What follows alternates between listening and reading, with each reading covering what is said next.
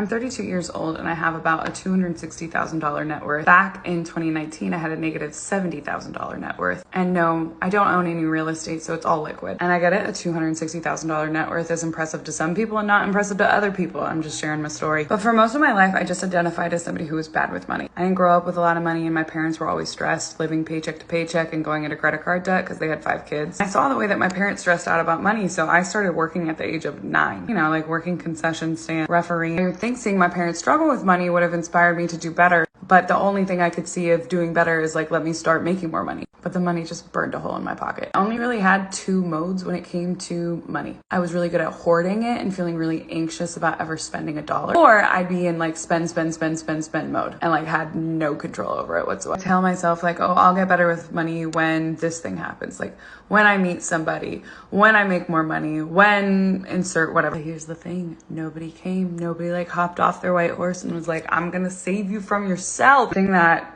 led me to just try was I told myself dumber people than you have figured this out before. I started tracking where my money was going, and that's what changed everything for me. Is I looked at where my money was actually going because I thought I knew where it was going, but I was pretty horrified when I sat down and looked at it. So if you are having a similar experience, remember that dumber people than you have figured it out before.